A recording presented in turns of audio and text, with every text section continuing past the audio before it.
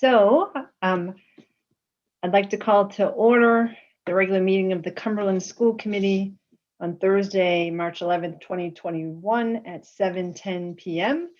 In accordance with Governor McKee's Executive Order 21-21 dated March 3rd, 2021, the Cumberland School Committee intends to conduct this meeting remotely. The public can participate in this meeting remotely, but not in person by calling 1-646-558-8656 with the webinar ID 938-7673-8487, or they can join via Zoom by going to the Cumberland Schools website to the events calendar and clicking on the link. The second item on the agenda is the Pledge of Allegiance. I pledge allegiance to the flag of the United States of America and to the republic which it stands, one nation, under God, indivisible, with liberty and justice for all. The next item on the agenda is approval of the agenda. Item A, compliance with Governor's Executive Order 21-21 dated March 3rd, 2021. Item 1, discussion or vote on whether there is public access to the meeting through adequate alternative means. And Mr. Chandler, do we see members of the public? Yes, we do. So thank you. I need a motion to approve the agenda. Motion to approve. Motion by Mr. Fiorello. Second. Second by Mrs. Rogalski. All in favor? Aye. Aye. Opposed? The ayes have it, 7-0. The next item on the agenda is the consent agenda, and we'll take these all at once. So item A, approval of minutes. Number 1, Town Council School Committee Joint Meeting from February 8th, 2021. Item 2, the regular meeting from February 25th, 2021. Item B, approval of minutes. B1, executive session, February 25th, 2021. Item C, the enrollment report, March 1st, 2021. Item D, the school police report, February 1st, 2021. The school bus inspection reports, March 1st, 2021. Item F, residency truancy report, March 1st, 2021. Item G, personnel actions, and I will just read those. The retirement after 20 years of Elizabeth DaCosta, the school nurse, school nurse at CHS, effective 11/30/2021. The resignation of Roberto Duran, custodian at McCourt, effective March 19th, 2021, and the appointment of Christina Stanziali, paraprofessional at NCMS, effective March 15th, 2021. I need a motion to approve the consent agenda. Madam Chair, is it possible to pull one thing out? I have a question about one thing. Yes. On the residency truancy report, I've noticed there's been a pretty consistent pattern of investigations, and some of them have been found. The last one, it looks like we found people who were, in this recent report, it looks like we found students who were attending school on paper, but that actually hadn't attended. What initiates these reports? Is it a tip from the public? Is it just routine audits? What triggers these? And it looks like we have found students over the course of the school year who are not residents of Cumberland, attending Cumberland schools. Madam Chair, yeah, would you like me to? First of all, I think our attendance officer, Guy DeAngelis, is outstanding at what he does. So I think it's a combination of things, Mr. Collins. We get reports from, it actually happens quite a bit, when individuals from the community know that a student or a family might not be living in the community. However, they are aware that a student is attending. They will let us know. They let us know. Sometimes it's, teachers that hear students talking. So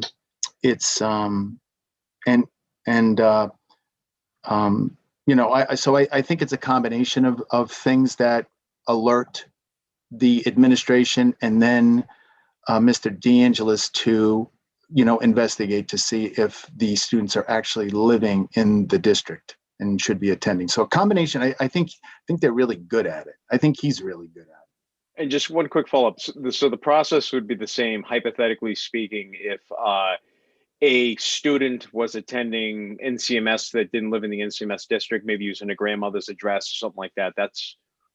That wouldn't be the first time that's happened as well. That would be the same kind of process.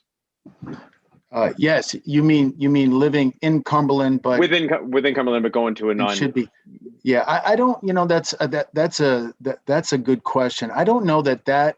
I don't recall that happening as frequently as the previous issue that you mentioned, but I certainly can inquire. I'm sure that does happen. And if a student is going to a school that they should not be going to, then steps are taken to get that issue resolved. Thank you. Okay, Mr. Fiorello? Yeah, I just have a quick question for Mr. Mitchell. Can we get a list of all the school buses that Durham is using in Cumberland with their model year?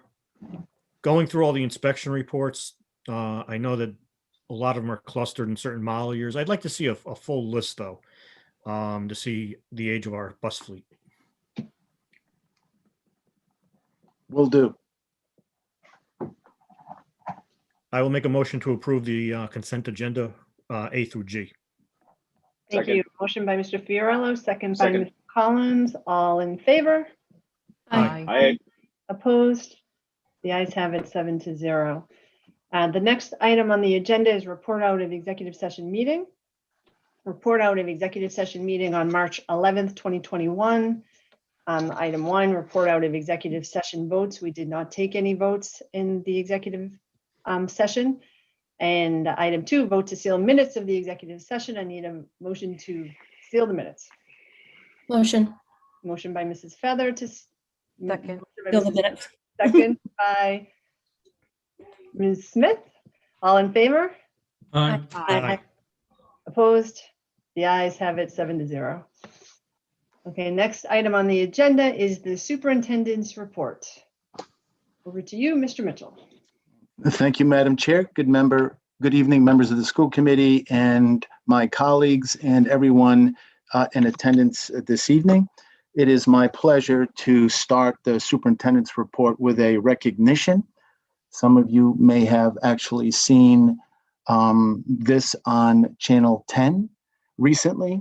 Mary Chandler, an educator at McCourt Middle School, was recognized for the Golden Apple Award. And I think it was actually on TV last week, and well-deserved honor. We had a chance to be a part of, several of us had a chance to be a part of the recognition, commissioners involved, and of course, Patrice from Channel 10 is the person who sort of oversees that process of recognition.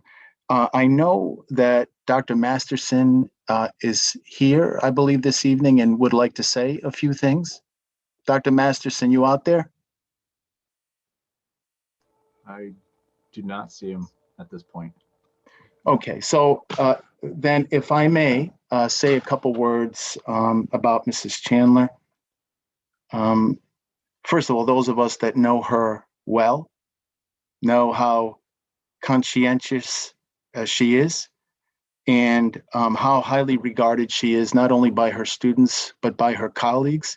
I think it's important for everyone to know that in order to be recognized by Channel 10 and be a recipient of the Golden Apple Award, you have to be nominated. And for those of us that have been in this profession, I think we choose to be in this profession because we want to make a difference in the lives of our students. And we can also make a difference in the lives of our colleagues, and can't begin to tell you how many families have reported that they have been profoundly affected by, an amazing teacher.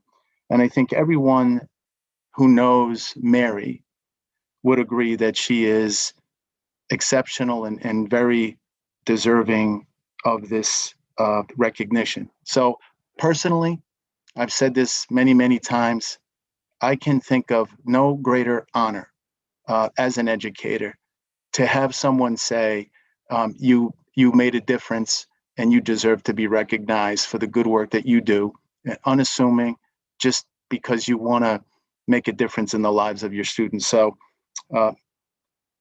congratulations to you, Mary. There's no question that this recognition is well deserved, and we're very fortunate to have you working with us in Cumberland. So I see Mary is here. You don't have to say anything, Mary. You can just say hi, turn on your camera, whatever. You don't even have to do that if you don't want to.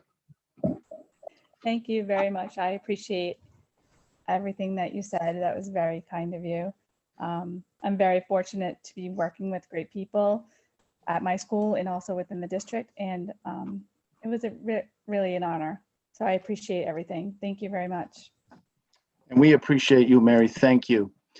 Thank you, Madam Chair. I'll move on to the next item on the agenda. Mike, can you please put up the positive COVID cases update so everyone can see? This will only take a minute.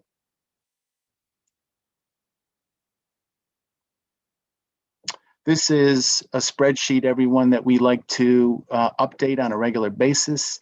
It is actually updated almost daily. Our administrators are really good at staying on top of this. And if you look at the data as of today, as compared to last Friday, the 5th, you'll see that there were an additional 8 positive student cases.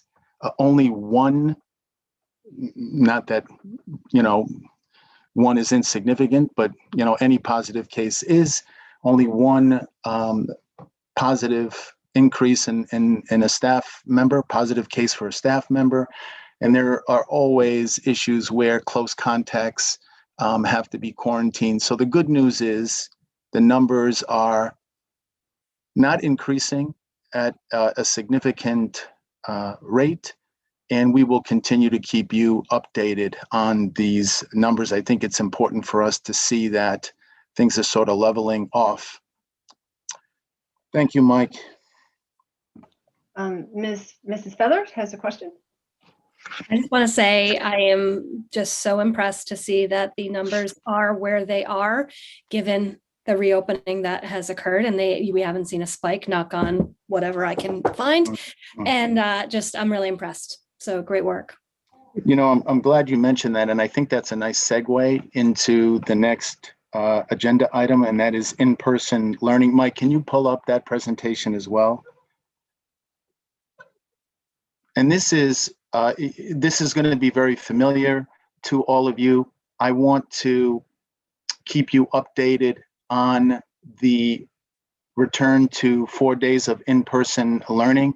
You have seen this before. There is a list of all of the districts that have returned students either to 4 days of in-person learning or 5 days of in-person learning, and we are now working our way to being in that category, which I think is a positive thing. Next slide, please, Mike. So we brought K1 and 2 in last week, and I also want to emphasize that not only did we bring in K1 and 2 for 4 days of in-person learning so that all students are together now with their classmates Tuesday through Friday. I also want to remind everyone that EDOC and our point of contact, Laura Canavan, visited all 5 of the elementary schools with me, and she had at least one other member of her team to observe how we were doing. And we're going to do the same thing for the middle schools next week and the high school to assess how things are going there. They have extensive experience in helping schools open safely. And I must say, I think it's accurate for me to say, and all of the principals would definitely support that, what I'm about to say, in that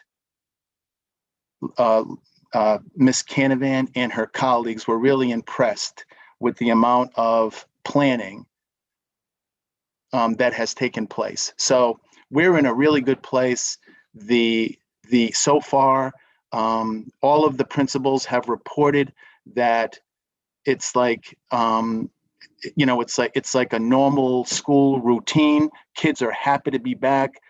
Our educators are reporting that they're happy that students are back.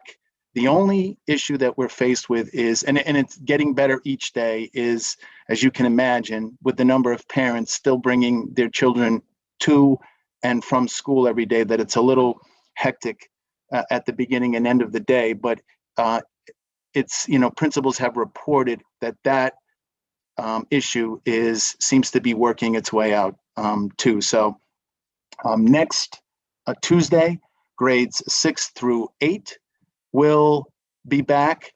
I forgot to mention that grade 12 returned on Tuesday. Grade 9 will return on next Tuesday with grades 6, 7, and 8. And I've mentioned this before.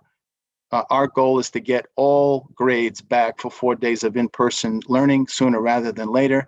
And the high school is working hard on figuring out a way to get those 10th and 11th graders in too. And the huge challenge for the high school is the social distancing, because of, classes are mixed, because there are several changes over the course of the day, and the sheer volume of students, it presents a problem at the high school level. The advantage of grades K through 8 is that we're able to keep those students in pods. So if there is a positive case, we can, deal with the close contacts of students in the pods. It just makes it really difficult for high school students. And I can tell you that my colleagues across the state struggle with that issue as well. Next slide, please, Mike.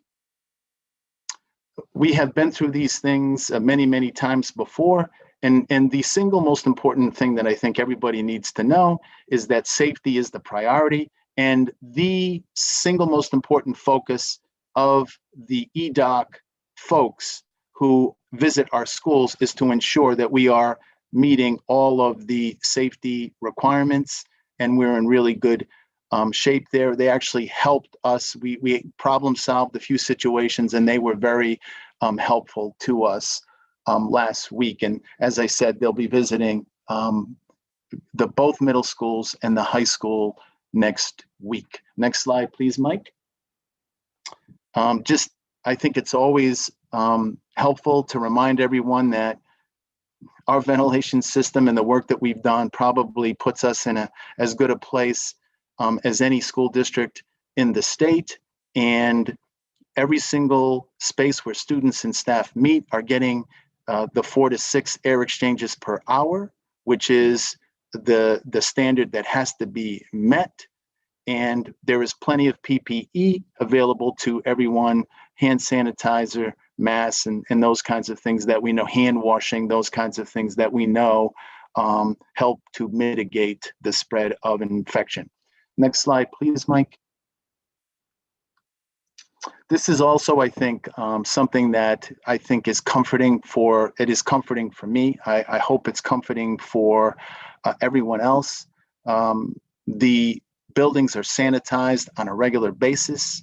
A very special disinfectant is used.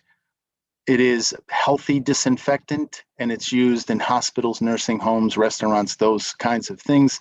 So anyone who works in schools and leaves I've mentioned this before, any paperwork on their desk, you know that your room or office is being sanitized, because all of the papers are curled up when you walk into your workspace each day. Next slide, please, Mike. There's a reason why I wanted to show you actually the next 2 slides. This gives you a sense of the number of students that are coming to school in person 4 days a week, and the number of students that are distance learning. I think it's 38 or 9%, something like that, if I'm not mistaken, are still distance learning. But as you can see, there are over 1,300 students who are benefiting from in-person learning every day.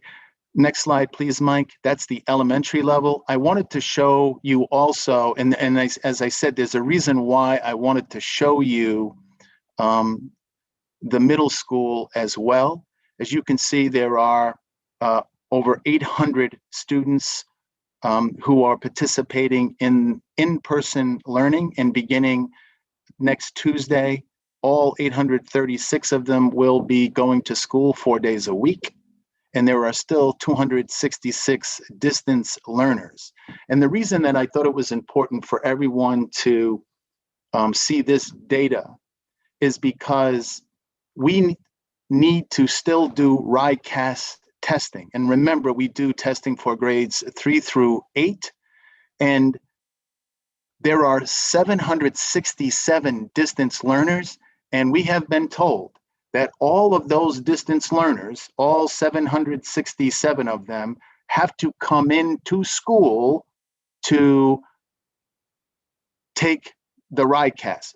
And students are required to take math, ELA, and science. So there is a tremendous amount of coordination that has taken place, will be taking place, because we have to get those students in to take the test. So as you can see, that's a pretty significant number. Now 767 are all distance learners. I have to believe that some of that number are K1 and 2, but any distance learners in grades 3 through 8 are going to have to come in and take RICAS, English, math, and ELA, math, and science. And you'll be hearing more about that in the coming weeks. Thank you, Mike. Next slide, please. As I mentioned, the biggest challenge for us, the students coming to school every day has gone exceptionally well. Every single principal has said things have gone very smoothly.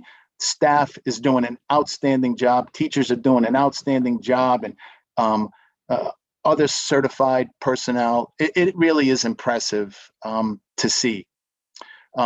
You still may have questions about how things are organized.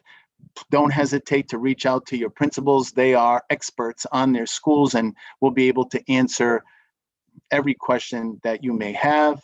We are very lucky to have Laura Canavan. I've mentioned this before. Laura is a nurse practitioner. She is with the National Guard. She has been working with the Education Operations Center, EDOC, since March. She and her team are highly experienced and really experts on what schools need to do to safely bring students and staff in.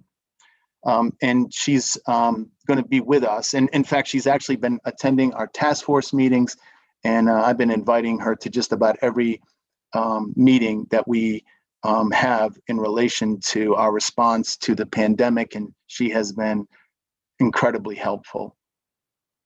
And I think everyone has been, it's really difficult to fulfill all of our responsibilities and meet every single challenge that comes up, but we're doing the best that we can. Our staff has been incredibly flexible and understanding. And I must also say that, it is difficult at times for some parents, and they have been understanding as well. And we do appreciate that. And, I keep reminding people, we're in a pandemic and everyone is working really hard, and we're doing the best that we can. And anyone that has any suggestions for us to consider that might be helpful. And I think that's one of the reasons why Laura is so helpful to us, because she has been in many different schools in Rhode Island and has had a chance to share some of the things she has seen with us. I think that's it, Mike. Okay. Thank you. Now, I don't know if anyone has any questions for me about that, because I do have one other topic. Ms. Smith? Thank you. Superintendent Mitchell, Just a couple of questions that tend to come up often. One of them is, when are the RICAS dates? Do we have to? What date? Are you asking me when, did I hear you correctly? When other, Correct. it's, the one thing that they have done is they have pushed the dates back a little. So they're going to start, and I know we have a bunch of principals here. Mr. Damon is on the call. It's, I believe, like the end of April through May. And I think there may even be like some makeups or whatever in June. Is that accurate, Mr. Damana? Yeah, you're absolutely right, Bob. Yeah, thank you. So yeah, it's going to take some time to get all of this testing done. And the I other, can release the dates to the school committee if they like them. I can email them out. Thank you. thank you, Tony. Yes, And- Ms. Smith. Yes, the only other question then is, certainly a lot of parents want to understand why 10th and 11th grade is different since we've rolled out 9th and then 12th. So maybe you could just briefly talk on how we're able to manage those two smaller groups versus the whole integrated. And I don't know if it's Well, Tony can answer as and well. I don't know if Mr. Costa is in the meeting, and certainly he can chime in here. I think I've mentioned this before. I think one of the reasons why there was a focus on getting seniors in first is because, I think the staff wants seniors to have an opportunity to engage in some way in, the end of their public school experience together. So not only that, but I think also there is, work to be done to help those students, continue their application to college and those kinds of things. So I think it's, let's get those seniors in, let's get them together, let's provide them an opportunity to enjoy one another before they move on to the next stage of their lives. So I think that was part of the thinking, and I'm, I can't speak for Mr. Costa, but I know that was one of the things that we talked about.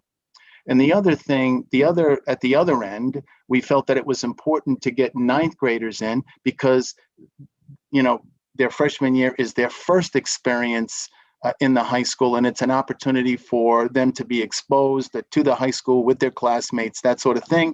And having grade 9 and grade 12, it's half the number of students in the school. So when you factor out the students who are distance learning, it is a manageable number for a school of that size. So there may be in this, and I don't have the exact number, but when we are full in person at the high school, we have over 1,400 students, maybe 1,450, and let's just assume that a third of those are distance learning. Then it's possible between those two grades that there may be less than 300 students in each grade level. So that is definitely more manageable. And I can tell you that the issue is not that grade 9 and grade 12 are more important, because they're all important. But I just think right now that is more manageable from a distance learning standpoint. And we know that we got to get those students in. So the high school administration is working hard to come up with plans to get them in. Thank you. I think that should help some parents to better understand. There's been some concerns, so I think. Yeah, understandably. Really? We don't blame them. Right. And mostly everybody that we've heard from, I'm sure, on my side, has been wonderful at understanding and appreciating everything that everyone is doing in the schools. Thank you. Mrs. Rogalski? And just to follow up on that, because I remember when Mr. Costa spoke about this too, the overlap between 9th and 12th grade students in classes is almost nothing at all. Yeah, good point. So it was an easier way too to get the students in without mixing huge groups at once. So I think, Mrs. Smith, that parents can know that they were trying to do that. Because I remember him stating that there was very little overlap in classes, so they could really get them in, look at the numbers, and then bring everyone else in. Great point. I'm glad you mentioned that. Thank you, Mrs. Rogalski. Mr. Collins? Mr. Mitchell, I have you had made a reference to the schools as more kids are introduced into the classroom. Traffic issues, drop off and pickup. Middle school will be returning on Tuesday, and I received an email today, but it actually triggered something because we've had this conversation before, and this pertains to NCMS. And I know this specific question, but how involved are the police in helping to facilitate? We had mentioned in past meetings, or you had mentioned that the Cumberland Police Department would be able to help us out a little bit, but they only have so many resources. Are they able to assist us with some of these traffic issues? I can speak to NCMS. I mean, Mrs. Coughlin's done a great job, the traffic patterns. But if you live in Cumberland and you've ever taken a left out of NCMS, it's only a matter of time. It's a blind turn. And you wait, and then eventually somebody hits the gas. All it takes is one car to clean somebody out. So, that's a specific question we could talk to Mrs. Coughlin about. But is that something in your conversations with the police that? I'll give you my perspective, and I believe Mrs. Coughlin is in the meeting. If not, I'll give you my perspective. I have personally been involved in several meetings with the police. At specific schools, specifically North Cumberland Middle School and community. The police have been really responsive, very helpful. I have had many conversations with Chief Damaris. We had a conversation this week. I wanted him to know that, remind him that we were bringing all students back in for 4 days of in-person learning, Tuesday through Friday, and that we might need some help. So you're right. I mean, I think, being at for example, all of the elementary schools, I think is a capacity issue for the police. But I can tell you that not only the police, but Mayor Mutter has been actively involved in helping, us to, plan traffic flow and our responsiveness to the increased number of parents. So, I'm just speaking for myself, but I think the mayor and the police department have been incredibly responsive in helping us try and, make this as efficient a process as possible. I don't know if Mrs. Coughlin is available to speak to the issue. She's not in at this time, Bob. Okay. All right. So the good news is lots and lots of conversations with the police. I know that there have been several this week, but we will continue to do whatever we can to, make the process more efficient, which I forgot to mention this when I was, when I did the presentation. There was actually an EDOC meeting today focused on transportation, and this is not cut in stone yet, but what we heard, those of us and, Mrs. Duncanson and others, administrators, were on the call, and there is a movement to increase the number of students on buses. Every single superintendent's meeting that we have, and we have them weekly, this issue comes up.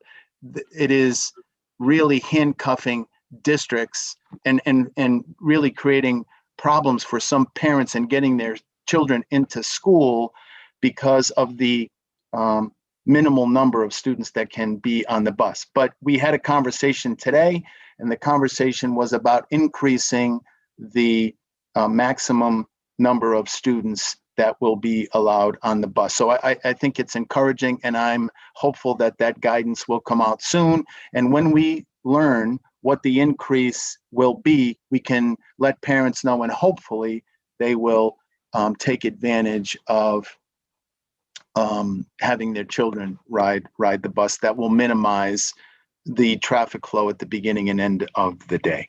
Long-winded response to your question. I apologize, Mr. Collins. Mrs. Rogalski? I would just like to support Mr. Collins with what he just said. I drop off at Community and at North, and Community is annoying, and it's very busy and congested and blocking driveways. But North, to me, is dangerous. It is that left turn. There needs to be, like, I would just really strongly urge you to have those conversations with the police, see if we can get an officer there, because that left-hand turn is terrifying coming out, because the traffic waiting blocks your vision. You cannot see a car coming in. It is an entirely different experience. So I would just echo Mr. Collins and say I would love to see something. So if that could come up specifically for North, it is quite scary to make that turn. Left turn out of North. Left turn out of North. Got it. Okay. Any other questions? And if not, I have one more item. Seeing none, if I may, Madam Chair, I just have one more thing that I wanted to share. In fact, you requested this, and I'm glad you did. This was, you wanted an update on the buildings renovation project. And I called our friend Holly Demers. Holly Demers works for Colliers. Colliers is our owner's project manager.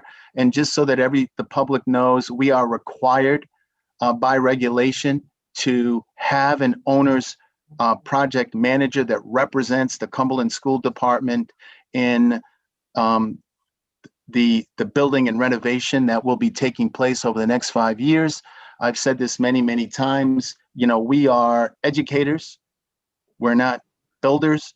And that's why we need owners, project managers like Colliers, and our rep is Holly Demers. We're very fortunate to have her. I find her to be highly skilled and has a wealth of expertise in helping school districts navigate through this really challenging process. So just to remind everyone, voters approved an $83 million bond referendum. $79 million has been approved to complete work on every single solitary building. And I think Mr. Mers is going to share with you the exciting news about what is going to be happening at both Cumberland Hill and the swing space in the trans building. So good evening, Holly. Thank you for joining us this evening. Thank you, Superintendent. Thank you, Chair. Thank you for inviting me here. Yes, it's been very exciting and we have lots of good news. The process is cumbersome and there's lots of reviews with the state, and every project has a 3-phase review with Rhode Island Department of Education. First is the schematic design review, then it goes to design document review, and then it goes to construction document review. So most recently, Cumberland Hill and the swing space and the high school transitional building work, where the schematic design review was approved on February 17th. This past week, we presented the design development documents to the building committee, and they approved the submission to RIDE for the next review. Those documents, the design documents, will go in tomorrow, actually. I've spoken to RIDE multiple times, and they're anticipating getting them, and they asked what the schedule will be going forward.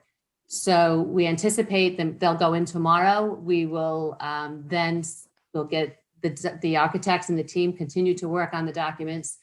Even as RIDE is reviewing them, they will be resubmitted for the next level at CD, which is the construction documents, in the middle of April. We anticipate RIDE to, every time this happens, we have a Zoom meeting because of COVID, but we have the review process, and we've gotten very, very positive responses from the designs to date from RIDE. They're very supportive.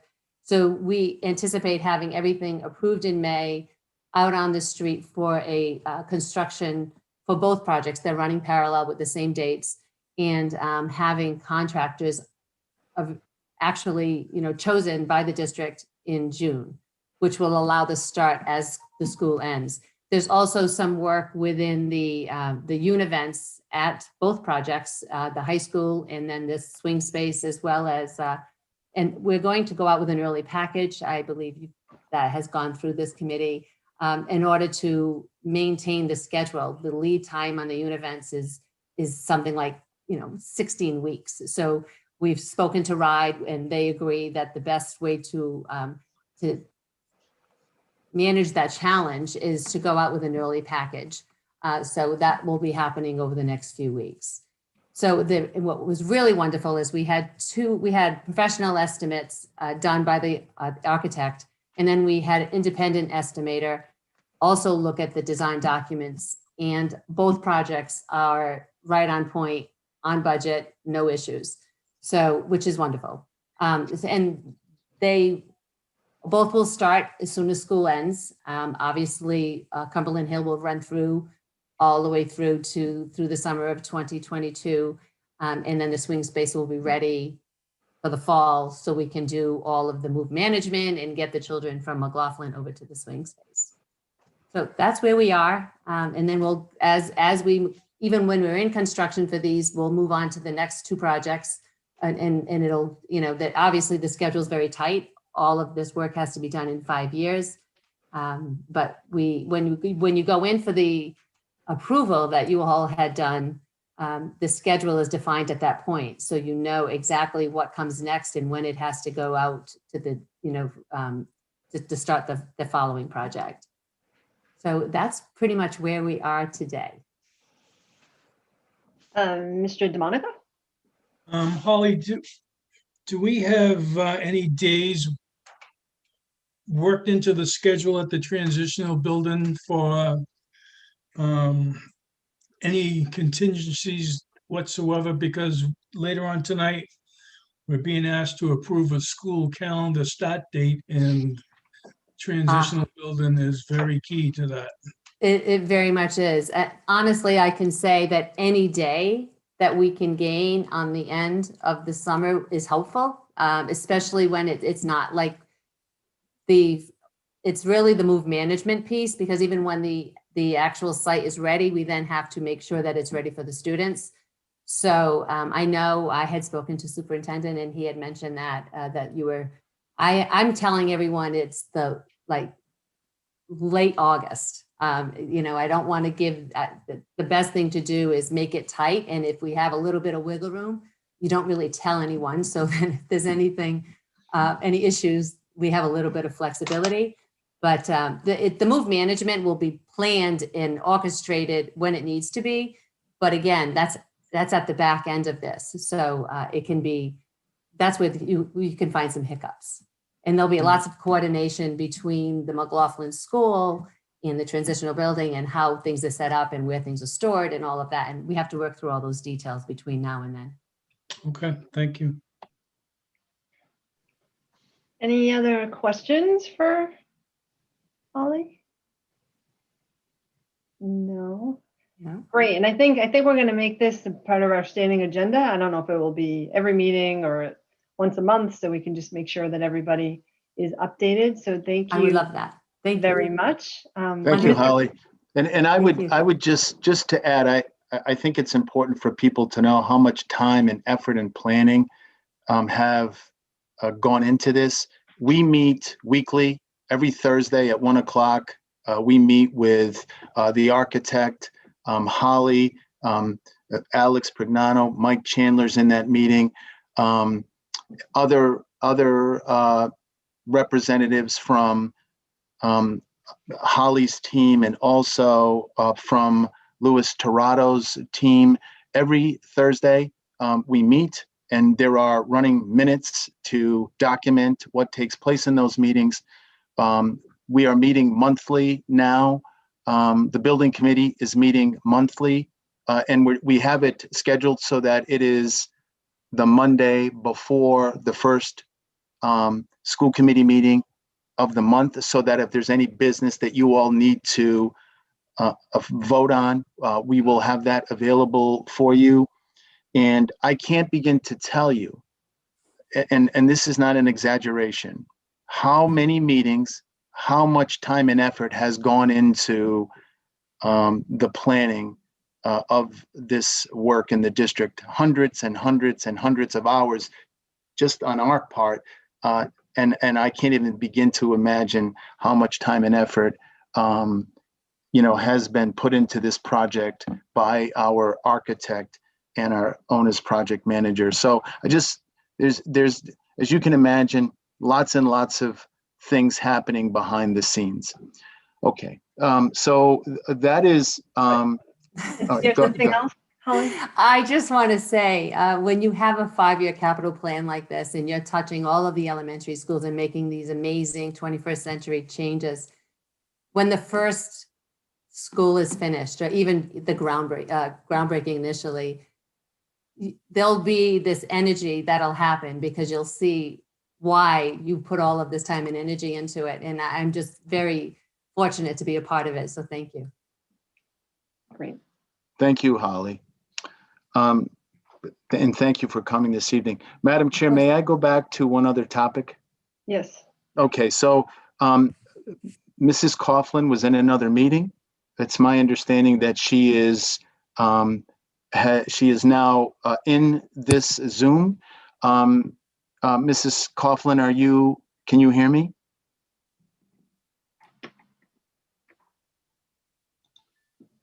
You're muted.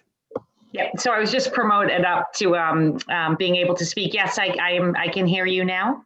Okay, so we were having a conversation about the traffic flow. That our biggest challenge so far with the reopening of school, at least at the elementary level, because we're full in person there, or at least 4 days a week, has been traffic at the beginning and end of the day. And a couple of school committee members have mentioned that, they're concerned about safety, especially taking a left out of the parking lot at Cumberland Hill. I shared with the school committee and everyone in attendance this evening that there have been a number of meetings. The mayor has been involved. Certainly the police have been involved. You have had many contacts with the police. Can you talk a little bit about where we are? And I don't know if you're in a position, and I don't want to put you on the spot, to address the concern about taking the left. Can you just share with the committee the conversations that you've had with the police? Absolutely. We've been working with the mayor, Chief Damaris, and Captain Iozzi for about, since the fall, actually, to determine what the best procedure is for the, mostly for the drop off and pickup that occurs.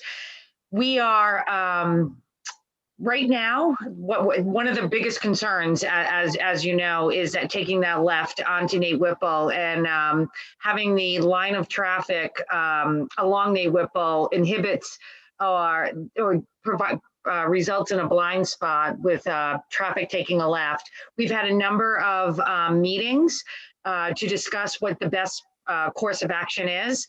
That access road, or that exit out to Staples, was cleared for 2 reasons. Number one, to provide us with an evacuation route in the event of an emergency, but also as an option for as an alternative exit outside off of campus. There was some concern within the neighborhood as to how that traffic would impact their ability to come in and out of their neighborhood. So we scheduled a meeting as well with the neighbors. And ultimately, we are working towards a solution that will include that access road. But in the interim, I've been working or having conversations just this week with Captain Iozzi in terms of how we can navigate the traffic in a safer way. We've actually changed up our protocol slightly to have more cars on campus at the same time. And I've also requested Captain Iozzi's assistance in the transition to 4-day in person. I will tell you that we did a count of number of cars that comes through on a daily basis. Today we had 77 cars that we had to bring in and out of campus, and we have 100 families who have opted for the declined transportation. So we don't anticipate that the volume of traffic will increase significantly, but we are preparing for that. And we have asked for the assistance of the Cumberland Police Department to not only assist, but observe. If we see that the problem continues, we have plans to, re-up the conversation with the neighborhood in order to use the access road so that the car traffic will go up the access road onto Staples, and that provides a clearer vantage point to take a left onto Nate Whipple Highway. So that's where we stand now. Thank you, Mrs. Coughlin. And thank you, Madam Chair. That concludes my superintendent's report unless anybody has any more questions. Well, one other thing, Mr. Mitchell, that I thought you could mention is the staff vaccination clinics. Oh, okay. Yeah. Okay, great. Yeah, I'm glad you mentioned that. I think everyone is excited to know, certainly as a staff, we're pleased to announce that all staff, not only Cumberland school employees, but also Mercy Mount and BVP, all of those individuals, and I guess some daycare services in the Cumberland area will have an opportunity to get vaccinated tomorrow at the high school from 3 to 7. Chief John Playakis, the chief of emergency medical services in town, well-organized individual, spent some time at the high school this week with his staff and members of the high school administration and myself, Will DeJesus, our facilities manager, planning how we want to set the cafeteria in the high school up. So all staff had an opportunity to sign up. And one of the things that we're finding is really interesting is that a lot of our staff members already have had at least one vaccination. All of the nurses have had both, and there are other individuals that have had at least one. Individuals like myself, age eligible, got the first shot last Wednesday. And what's really, it really is a wonderful thing to see how well organized these vaccination clinics are. And, one really important thing I think that individuals need to know is that they don't let you leave. First of all, you have to be observed for at least 15 minutes, more if you've had reaction to a shot in the past. You have to remain for a half an hour, and all of that is planned, but they don't let you leave until you have scheduled the second shot. So, this is good news. I think there is comfort for everyone in knowing that, there's this opportunity for educators to be vaccinated, not just vaccinators, educators, but custodians and bus monitors and coaches, any paid member, anyone that is paid by the Cumberland School Department and beyond will have an opportunity to take advantage. So we're all pretty excited about that, Madam Chair. Great, thank you. Thank you. Moving on in the agenda, the next item is reports of standing committees, starting with the Fiscal Management Subcommittee update. Mr. DeMonica.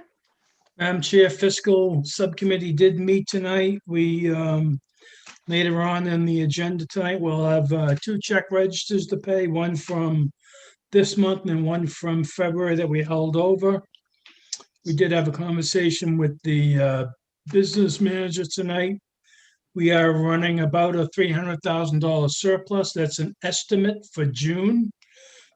So we're trending towards the good in regards to this. And the school department could get $2 million, could get $4 million. We're not 100% sure yet in regards to federal money coming in. So that could be a good thing to help us with our budget that we have in the school district, that we need to approve something in the future once we know what we're going to get for state aid and send it to the town for approval.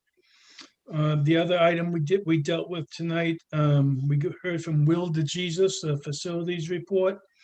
He's, director, he has taken a walk with Mr. Chandler, the architect, Holly DeMere's office from Collier's, and others to walk through Cumberland Hill and the transitional building. As you heard from Mrs. Demers, we are getting ready to start those projects, and they're just walking through, making sure they're ready to go. And finally, tonight, we will approve the stage 3 services for Toronto Architects, and that's the work that's going to happen at the Cumberland Hill School and the transitional building. So that's what fiscal heard tonight, and we will monitor it going forward. Thank you. Thank you, Mr. DeMonica. Next, the Policy and Procedures Subcommittee update, Mr. Fiorello. Yes, Madam Chair. Policy did meet on Tuesday evening. We discussed the J3 teen dating violence policy as well as J4 anti-bullying, teasing, harassment policy. There have been a number of changes that were made. The bullying policy was written, it was actually one of the first, if not the first ones in the state after it was mandated back in 2013. It has not been amended since then, which really is a testament to the work that Dr. Masterson and others have done on that policy. What we are doing is we're updating it, and we're also going to be removing some language around curriculum surrounding it, because quite honestly, there is just no curriculum out there. So our schools are actually not in compliance with their own policy. But Dr. Masterson's making some necessary adjustments to the policy. We are also going to try to bring that in line with the teen dating violence policy, which we had tabled at our previous meeting. There's going to be some overlap. So the two policies were tabled the other night. They're going to go through a final rewrite to make sure that both policies are speaking in the same manner, especially around things like definitions or expectations. And then we will bring them back, and we will have a vote on both of these policies at a future meeting, hopefully in 2 weeks, but I can't be sure. The only other thing is that I do know later in this meeting, we will have our second vote for the immunization policy. And that's pretty much it. Thank you. Thank you, Mr. Fiorello. And then the Achievement and Communication Subcommittee update. We did meet on Tuesday night, and the main topic was the achievement-related budgetary items for consideration as we enter into the budget season. So Mr. Damata does this every year with his team and looks at where should we be making investments in terms of student achievement and evaluating the data and looking at where might adding personnel help. And so they, over the years, have been very targeted in looking at that and looking at our own STAR assessment, RICAS data, and really trying to make sure that we're focusing our efforts where they should be. So in his proposal, he proposes adding one multi-language learner position at McCourt, adding one ELA interventionist across for both of the middle schools, adding one math interventionist across the middle schools. And, really, as we think about the impact of COVID and what we might be looking at in terms of learning loss, and hopefully being able to continue focusing on achievement and improving in that area. And then he also has a proposal for readjusting the elementary interventionists and just making sure that they're all kind of in the right schools for the right amount of time based on the data of those schools. And he has a proposal for adding a high school curriculum coordinator as part of the assistant superintendent's office. Currently, the assistant superintendent's office is responsible for K through 8 and doesn't oversee the high school. And, you know, we can see some opportunity there for how we can make sure that we have a whole integrated approach across K through 12. So those are potential, you know, proposals going forth. And as we enter our budget season, we always know it is challenging. What we want and what we get may not be the same thing. And then the last item that he reviewed is some curriculum mandates coming out of RIDE that have come out of RIDE that are requiring districts to adopt in certain areas new curricula. And for Cumberland, that would mean for grades 3 through 8 ELA, and for grades 6 through 8 for math, and also high school ELA and high school math, that we would need to purchase new curricula for that, which involves, you know, teachers understanding this, professional development, figuring out how we align our assessments, all of that amount of work, and involves over $1 million price tag to fund these state mandates. And it is unfortunate because if you've seen the progression of Cumberland over the last at least 5 years, we keep improving our results. And now to think about that, we might have to change our curriculum out. That will take a lot of effort, and it will potentially have an impact if we have to make a switch like that. So it's and I think he said like 3 out of the top 5 performing districts have to replace their math curriculum based upon this mandate, and 3 out of the top 4 have to replace their ELA curriculum. So it's a little seems a little counterintuitive, but that's if that's a mandate that we have to do, then that's $1 million over the next 3 years that we have to figure out how to fund that. So that was our update this week. The next item is District Health and Wellness Subcommittee update. Mrs. Rogalski? Yes, we are scheduling our first meeting for April 1st. We're going to do some regular meetings every other month to allow district and local school committees. I have a call scheduled tomorrow with Liz Lemire to go over the restorative justice program that was kind of introduced as a concept for the town using trauma-informed practices for the town and schools. So we're going to discuss that tomorrow. And we also got some information that we're going to be talking about a potential collaboration with the American Diabetes Association, and just a program that we might want to look into, seeing if we can qualify for to get our kids up and moving. Great, thank you. Okay, next item on the agenda is the public hearing for policies. Can I hand this over to you, Mr. Fiorello? Yes, I would ask that that the second reading of the immunization policy, J10, be read into the record. We do not have any action on J3 or J4 at this time. Okay, thank you. And we do have a public comment on the agenda related to those policies. So if there's anybody in the public that would like to speak, raise your virtual hand or *6. Mr. Chandler, do you see anyone? Not at this time. Okay, thank you. Next item on the agenda is new business. So the first item here is discussion and or vote to approve the 2021 to 2022 school calendar. Mr. Mitchell. Thank you, Madam Chair. Let me just say that I have, and members of the school committee know this because you received this information in your drive.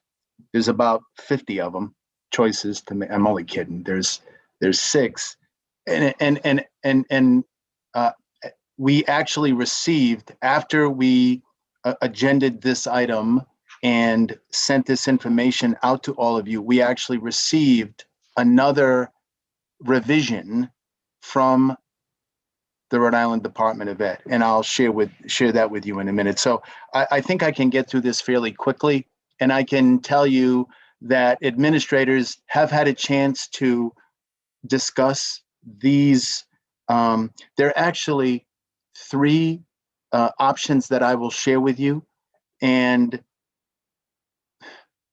the reason that it makes 6 is because one of the options has the religious holidays and the other option does not. So there are 3 options, one with the religious holidays off and one with students and staff coming in on the religious holidays. RIDE has given districts an opportunity to start later. And the goal is to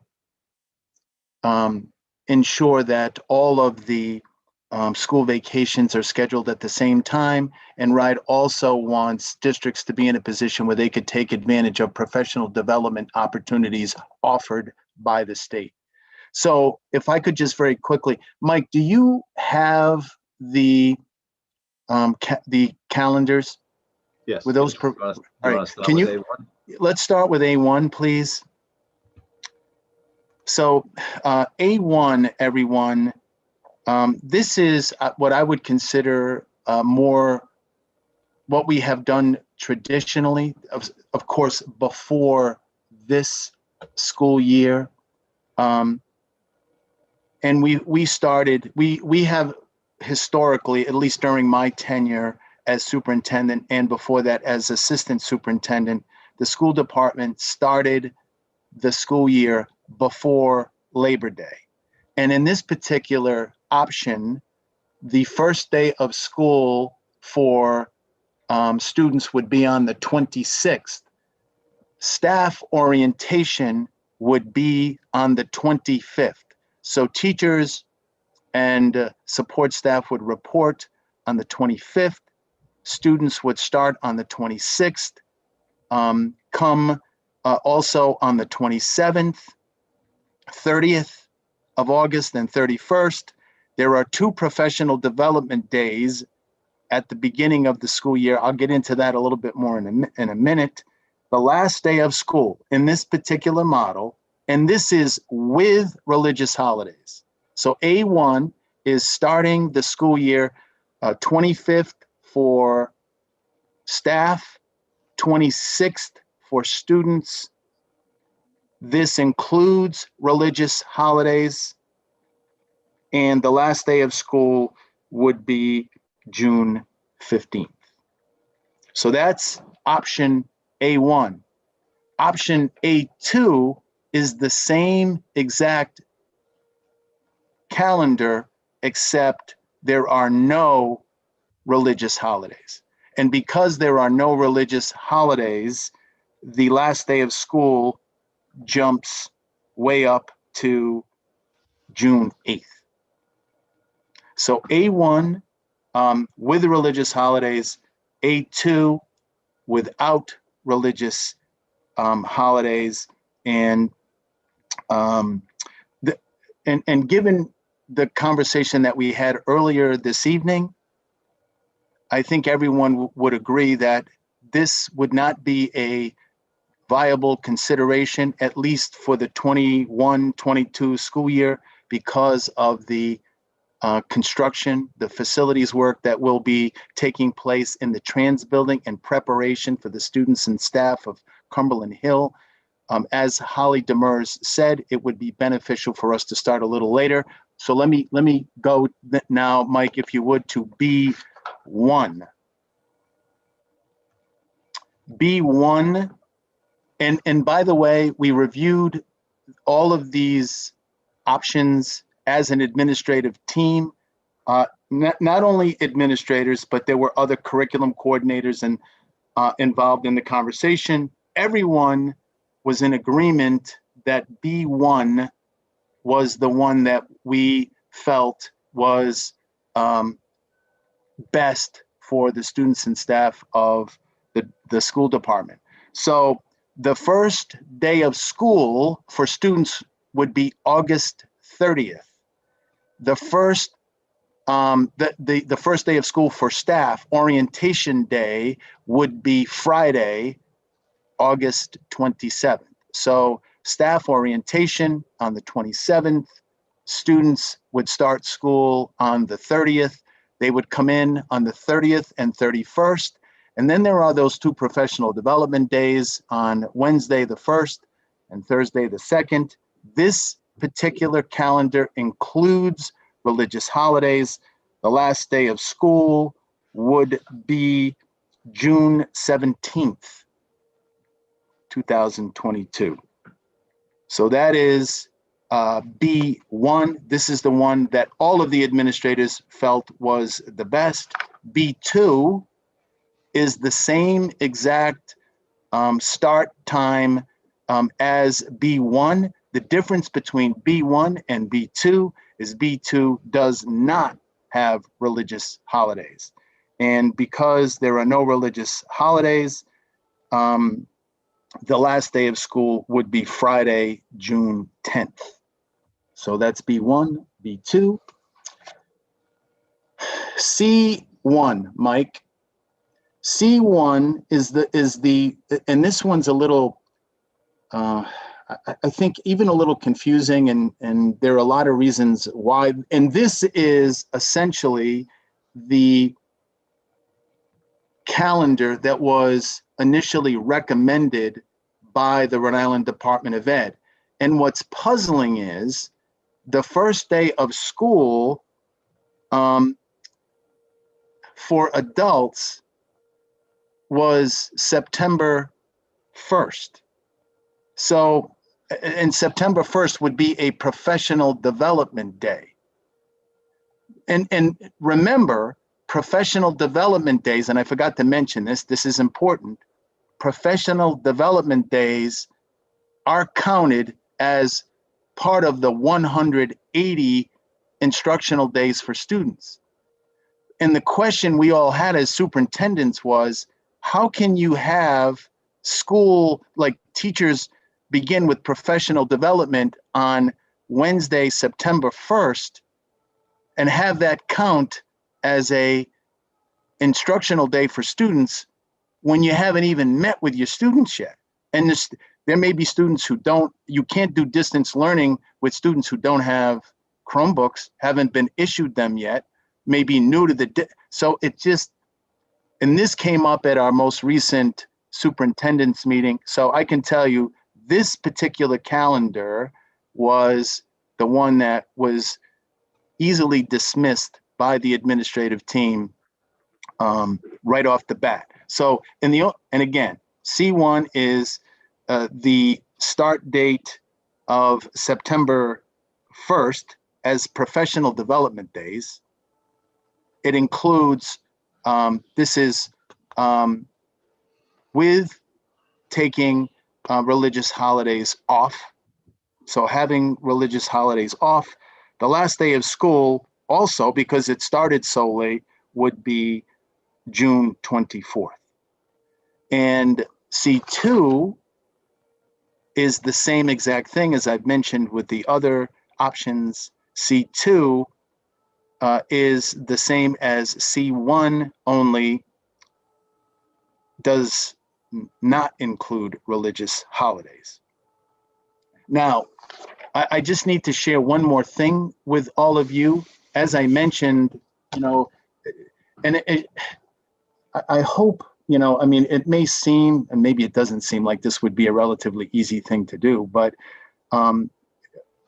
my assistant Cindy spends a lot of time, pulling all this stuff together, and we have conversations about this and putting together the potential options.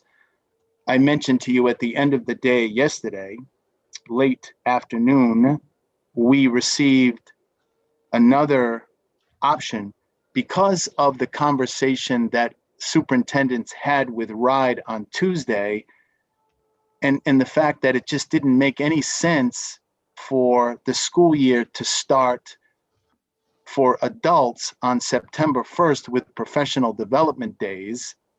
RIDE, so as a result of the conversation with superintendents on Tuesday, RIDE released another revision at the end of the day yesterday. And that revision allowed the school department or school districts to move those 2 professional development days because of the concern that I mentioned to you. How can you have professional development days count as instructional days when you haven't even met with your kids yet? Haven't even introduced yourself to your students yet. They are allowing districts to move those 2 professional development days, and they actually moved them to different times in the calendar, later in September, and one in September, one in October. So they took those 2 PD days on Wednesday, September 1st, and Thursday, September 2nd, moved those someplace else. So if school departments wanted to start the school year, so let's just say B1 is the one that at the very least the administrators supported, they thought it was the best. This Cumberland, and again, you haven't even seen this one yet, Cumberland could start on August 30th, still do the orientation day for staff on Friday the 27th, bring students in on Monday, August 30th, and then they would actually have a full week of school that week. And then a decision, the school committee would have to make a decision. Do you want to do this particular calendar with religious holidays or without religious holidays? And you haven't even really seen this one yet. And I hope I've explained it in such a way that it makes some sense, but we can certainly get these to you tomorrow. So I can tell you that calendars are always a interesting topic for everyone to discuss. That's been my experience. Mr. Fiorillo? Considering the concerns that we have around the start of the school date because of the transitional building, hopefully being ready to take on Cumberland Hill, I think B1 is the only one that really makes sense logistically. So I would agree with you, Mr. Fiorillo. Thank you for mentioning that. And I think everyone is in agreement with that. So it's essentially the last 2 days of August. And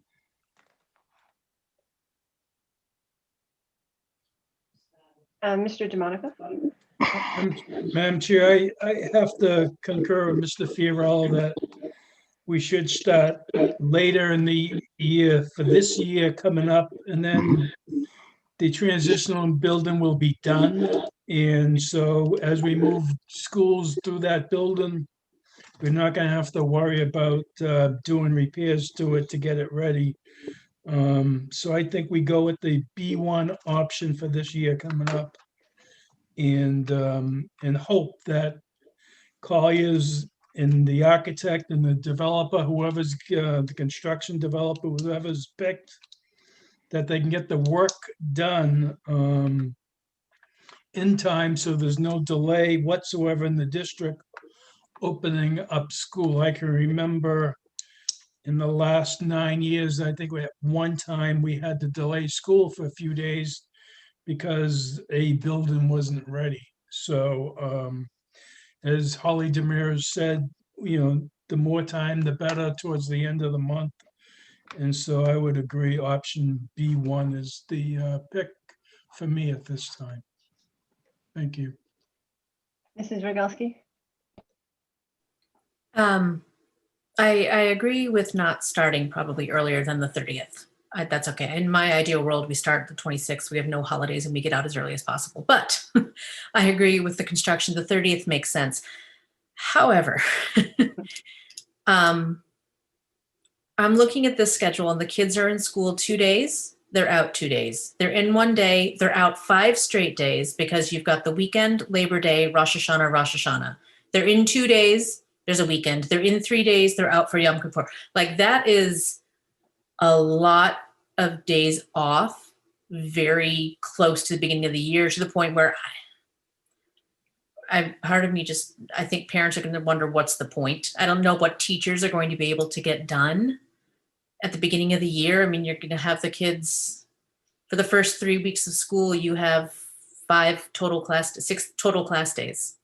So I'm wondering, not to open a can of worms, but I am new. The religious holidays, are they an all or nothing option?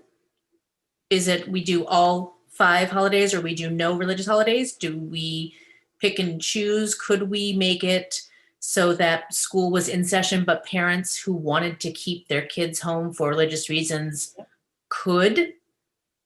Maybe you want your child home for Rosh Hashanah. Maybe you want your child home for Ed. Maybe you want your child home for Good Friday. You know, I don't know how that works, but I'm just looking at this and there's just not a lot of instructional days right at the beginning of the year. And I think we're asking for a lot of parents to skip the beginning of the year. Honestly, I know a lot of parents would probably look and say, why bother until the 9th? We're going to stay on vacation, or I don't know. But just spitballing what I see here.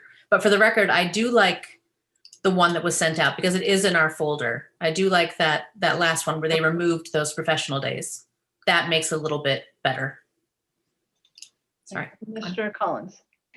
Mrs. Rogalski raises an interesting point, because when I was growing up in Massachusetts, I lived in a predominantly Catholic town.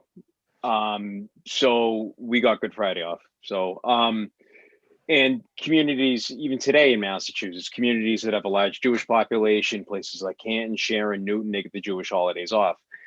Do we have an option here? I can tell you unequivocally that if you look at Cumberland alone, and you let people take the day off or observe the holiday, we have 5 Catholic churches and about a dozen Protestant non-denominational Christian churches in town, off the top of my head. We have 0 synagogues and 0 temples. In mosques, pardon. That's not a reflection of what we should take and what we should take off. But if we don't have Good Friday, and I don't know if I can support anything that doesn't support religious holidays. I think some things are more important than other things when it comes to religion versus some more secular issues that we're talking about right now. But I wonder if there is wiggle room there, and if not, I agree with Mr. Rogalski. It does look like a choppy start, but I'm not willing to sacrifice religious holidays so we can have a smooth transition for the beginning of the year. I think it's a bad precedent. I think, this has been rumored for years, and now that we're going to be taking away religious holidays from the school calendar, I think it's just it's a bad sign. I think I can't support anything that takes away religious holidays, in particular, Good Friday. I think it is an interesting time or perspective to consider. Should observance of religious holidays be a personal choice and not something that is dictated by the district, is another way to look at it. I would say, you all know my children are Jewish, and my daughter will be a senior, and we will take those holidays off, regardless if they're on the calendar or not. And so I do think there's an option to say that the district, that it's a personal choice to take a religious holiday off. But I would also say, is there wiggle room, like Mr. Collins said, in terms of, do we acknowledge the population that we have in Cumberland? I actually did reach out to the Jewish Alliance to get how many Jewish people do we think there are in Cumberland? And it's about maybe 1%. And those, those people that are impacted, we'll take those holidays off. So I don't know if that's an option, Mr. Mitchell, to consider that, but I also don't know, is that, not being inclusive, but Ms. Smith. Oh, thank you, Madam Chair. I would be remiss to remove the religious holidays in any facet. And while I would love to see that we have earlier days, I just think that we should never be in a situation to pick and choose which holidays best suit our town. I feel like it should be an all or nothing, and would probably more support the all. The other part of that, though, too, is to Mrs. Rogalski's concern. Several of those days are days for professional days that the state has put in there. And I'm just wondering if there's any more wiggle room with the state to say, look, you've put us into a position to choose either taking all the holidays away or having our students only in school 6 days or 8 days in the first month or whatever it may be. So it's just something to consider, and how do we want to balance that? Mr. Mitchell? Madam Chair, you all have a difficult decision to make, as as always. But and taking into consideration what Mrs. Rogalski said and what others have said, perhaps, and you don't have this particular option yet, but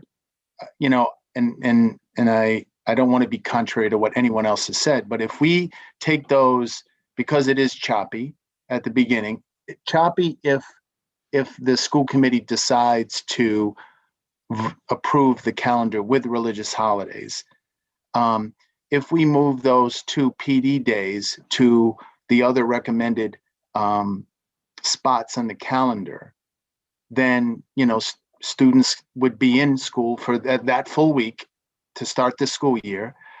If the religious holidays are taken, and this is one of the things that was explained to us, we actually we had representatives of the Jewish faith at our meeting who explained Rosh Hashanah and how the days are not cut in stone. They're not always at the same time.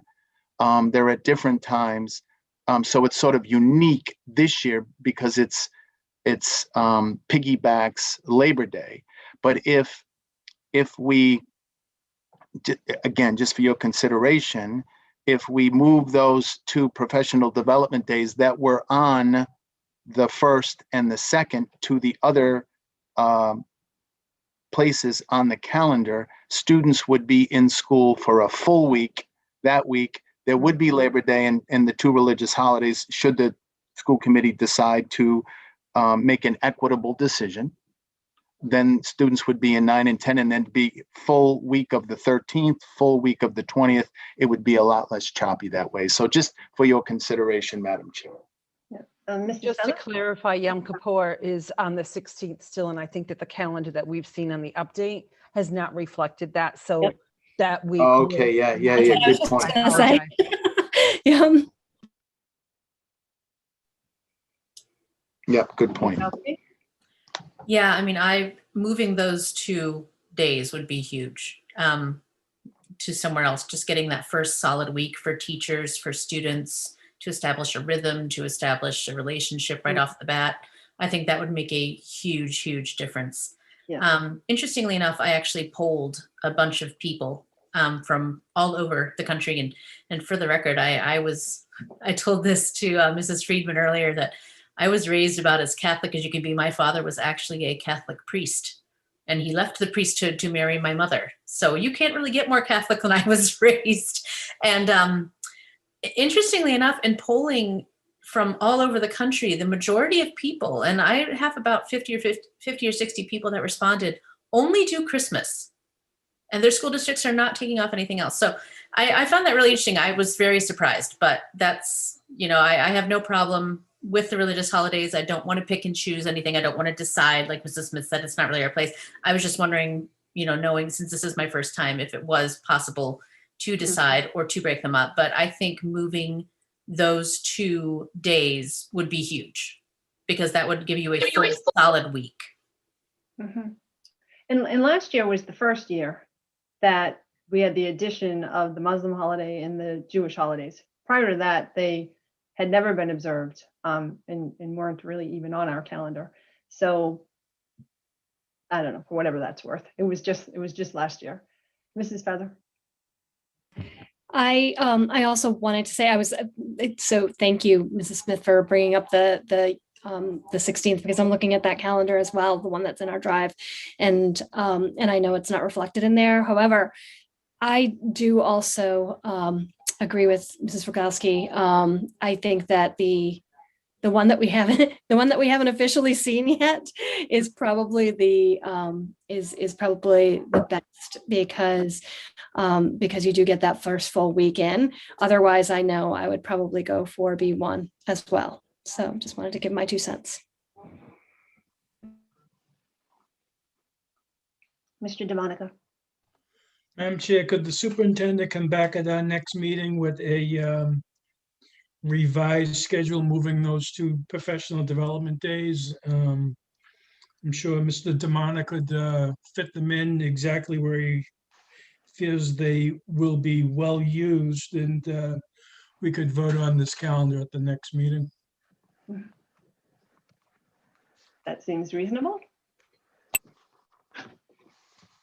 Okay, we got that, Mr. Mitchell? Yes, Madam Chair, will do. All right, thank you. So we'll move on to the next item on the agenda, which is return to in-person meetings, discussion of next steps. I'll hand this over to Mr. Collins. Sorry, Madam Chair, do we need to table the calendar discussion? It says discussion and or vote. Do we need to table it if we don't have a motion or anything out on it? No, we discussed it. I don't know, Mr. Adams, do we have? It's really up to the committee. You can table it or you can just move on, because it does say and or vote. It's up to the committee. I think we can move on. Okay. Item B, return to in-person meetings, discussion of next steps. Mr. Collins, I'll let you. All right. use that. So I'll be brief. So after our last meeting, I followed up. We had discussed possible venues, logistical things. I think many people, I'd say the majority, based on what people verbally stated, they like the idea. But as we suspected, it's not going to be as simple as just, hey, we're back. I also want to point out the irony that we're having this discussion right now, because 1 year ago tomorrow it will be the anniversary of our last in-person meeting on March 12th, 2020. So when I think we all knew, and the topic at the time was how serious we anticipated this virus being, and obviously it's exceeded our expectations at the time. But anyway, so I looked at it. We talked about McCourt as a natural venue. So I reached out to Dr. Masterson, mainly, but first of all, because I wouldn't have thrown it out there if I hadn't already talked to him about that when we were touring the schools over February vacation. And he seems to think, as an update, the basis of comparison for in-person meetings at McCourt would be an ICSI job pool that was held there, in which people were socially distanced 6 feet apart, and it was able to hold about 100 people, which would be good for normal times, unless, once we get into budget season, we may have to hold it at the old McCoy Stadium. But so it sounds like McCourt in theory would be a good site. The only issue now would be, how do we socially distance across the stage? He doesn't seem to think we'd be able to be 6 feet apart. They include the entire committee, Mr. Mitchell, the superintendent, whomever that is. I'm assuming Mr. Mitchell will be here if we return to in-person meetings in the next 3 months. Mr. Adams, Mr. DeMont, whomever else is on the stage. So there were some questions around that. The complicated thing is when I reached out to Mr. Chandler, because it was very clear that people wanted to have some level of hybrid. Zoom is obviously a great resource. People can sit in their pajamas and log on, but they, whether in their pajamas or not, they don't have to physically drive to the Trans Building or McCourt or wherever we are going. That's a little trickier, because the setup and breakdown for Mr. Chandler and his team will be messy. I think were his words, and I'm just going off the email that he sent. There's also questions of, I equated this to a live streaming class where I can grab my iPad or my laptop and I can walk around the classroom and I can talk to the kids and I can turn the thing around. It's not as simple as that, because if the committee is sitting on the dais, and we're 6 feet apart, do we need earbuds in? Because both the people in the audience have to hear us and the people at home. If we're in masks, will our voices be muffled? So there are a lot of things, but I'm glad we got the ball rolling. This is going to be a complicated process, especially from the technological end. We also might be I was thinking we might be able to alleviate some of the restrictions as more and more people become vaccinated. I don't know. I'm waiting for Dr. Fauci to, ring the bell and announce herd immunity. That'll be the threshold, so time frame is difficult to prognosticate right now based on some of these logistical issues. Also, committee members with pre-existing conditions. What do we do if somebody tests positive or comes in close contact? How do we accommodate a committee member who's at home? So there are some major logistical issues that we have to overcome. But again, I just want to remind everybody, eventually we have to return to meetings, I'm assuming. I don't think, we're going to be doing Zoom for the next 20 years. But we got the ball rolling. There's some things we can overcome. And if anybody has any ideas, feel free to reach out to me. We'll throw it up there. This will be kind of a rolling agenda item, I think. I'm hoping, Madam Chair. And yeah, maybe when the summertime comes, we'll see. Do it outside. It's tough to say it's going to be April. It's going to be much like the opening of schools. It's hard to say this is going to be, there's too many moving parts. So we want to make it happen. We're working towards it. And when it's safe and it's practical to both in person and people that we can accommodate at home through a hybrid type model, we'll make it happen. Great. Well, thank you very much for doing all that research, Mr. Collins. It wasn't a lot of research. I sent 2 emails and Thanks for getting the ball rolling. Just thought about some things when I was sitting alone. So I know, and I know that we are required to offer a virtual option for our attendees. So that's where the sticky part, I think, comes in. Mr. DeMonica? Madam Chair, just quickly scanning the news, the President of the United States is ordering all the states to open up vaccinations for everyone beginning May 1st. So something for us to consider. Excellent. Great, thank you.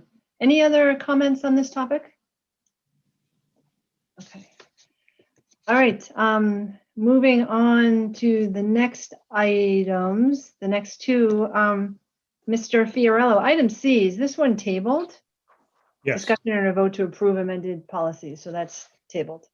Right. The next item would be discussion and a vote to approve the new policy, which we already had the second reading of J10 immunization, which we've discussed a few different times at this point. And unless if anybody has any questions, I would make a motion to approve J10. Okay, Mr. Fiorello makes a motion to approve. Second. Mrs. Feather seconds it. Any discussion? Okay, all in favor? Aye. Opposed? Okay, the ayes have it. It's approved 7-0. The next item on the agenda, Mr. DeMonica, do you want to take the next 2 items? Yes, I will, Madam Chair. First is Resolution SCPR 03-2021-07. It's a resolution empowering the Cumberland School Committee to approve payments to Toronto Architects of Providence, Rhode Island for the Stage 3 services for Cumberland Hill Elementary School and the Cumberland High School Transitional Swing Space in an amount not to exceed $82,070.21. It's a progress payment. It's number 3 towards this for the work that Mrs. Demers had just mentioned, what they were getting ready for to submit tomorrow to RIDE. And the payment is coming from the $79 million bond, and I would move passage. Okay, Mr. DeMonica makes a motion to move passage for CPR 03-2021-07. Is there a second? Or I will second for second. discussion? Second, Mrs. Smith seconds it. Any discussion? All in favor? Aye. Aye. Opposed? The ayes have it 7-0.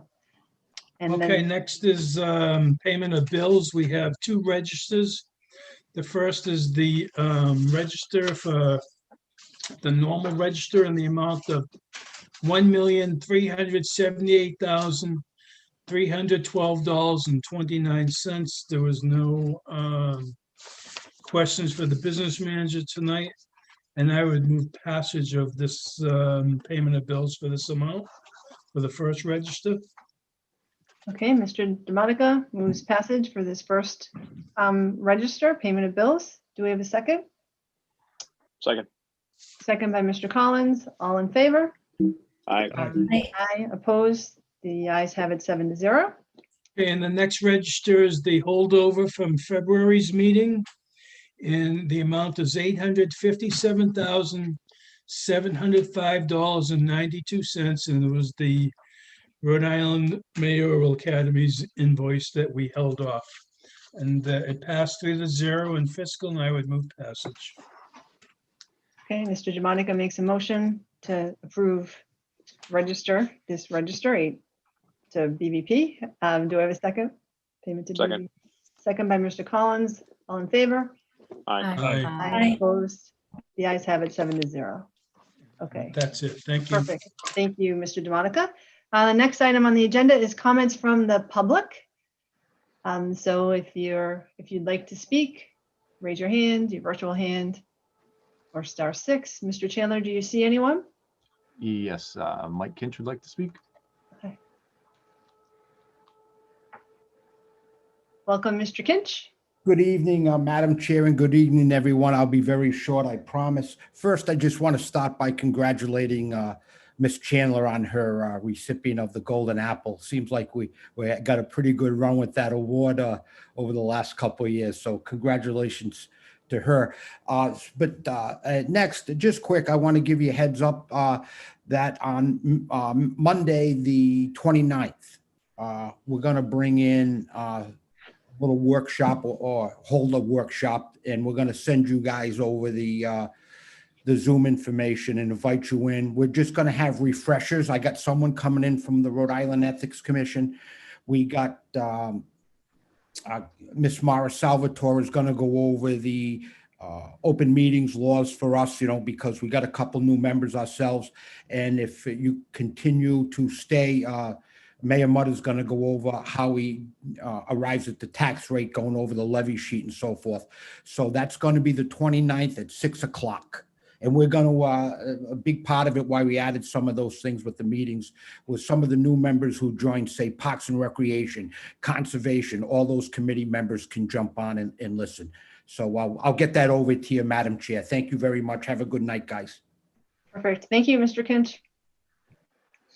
Okay, any other comments from the public, Mr. Chandler? At this time, I do not see any hands. Oh, wait a minute, one just popped up. I think they do that to me on purpose. Cheryl Burke. Well, please state your name and your address, please.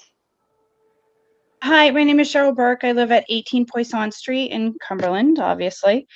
I just wanted to say thank you to Mr. Collins for bringing up. I know that there's a lot of concerns right now in the district, but I really wanted to thank him for bringing up the concern about the left-hand turn out of NCMS.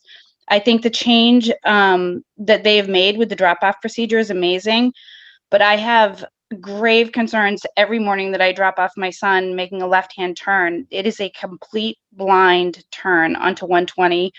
And I have been very concerned, even standing in the line, watching cars coming up to the turn and people leaving that parking lot. I would hate to see anything happen.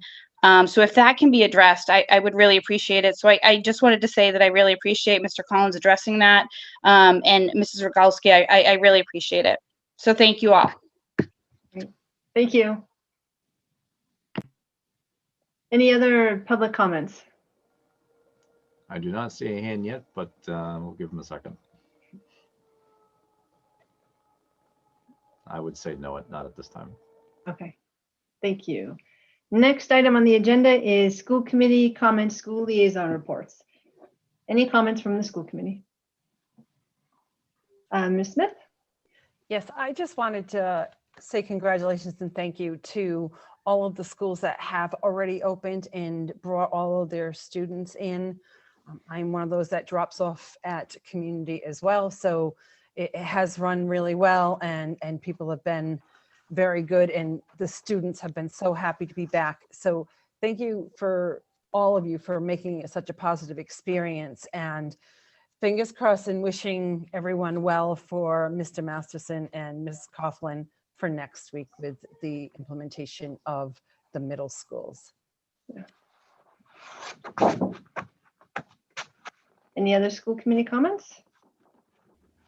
Mr. Collins? Yeah, I just want to follow up on something I mentioned earlier about the 1-year anniversary. I was trying to find the picture. I wanted to find, I was trying to take a screenshot. There was a moment last year, tomorrow, where I was sitting next to the old layout next to Mr. Fiorello, and was sitting there listening. And all of a sudden I had the cancellations on the screen. And I probably should pull the old meeting, but we actually brought it up during the live meeting. But it just became apparent. It was like school after school, the list. And the two of us were looking at it going, oh my, on my computer, like, oh my God. And I remember, I think we asked Mr. Mitchell, and we survived the year. And the light is at the end of the tunnel, with vaccinations and returning in person, ironically enough, a year to the date. God willing, this is the worst. The worst is over, and it's time to move on. Good. Mr. Fiorello. Yeah, I just wanted to thank Liz Dakotas for her many years of service to the school district. She's been the nurse up at CHS for as long as I know. I've gotten to know her a little over the last few years, and she's just a wonderful caretaker of our kids, and she will be missed. Any other comments? I'd like to thank the Cumberland EMS. They've been doing a tremendous job with the COVID vaccinations, and I'm just really pleased that we have them in our town and that they're able to do the staff vaccination clinics and all the work that they've done in going door to door with our elderly population and just making things so much easier for people to get the vaccine. So that's kudos to them. Okay, the next item on the agenda is vote to go into executive session. Mr. Mitchell, do we have executive session tonight? No, we do not, Madam Chair. Okay, then the next item. Motion to adjourn. Thank you, Mr. Fiorello. Second by Ms. Smith. All in favor? Aye. Aye. I oppose. Ayes have it 7-0. The meeting's adjourned at 8:58 p.m. Good night, everyone. Guys, good night, everybody.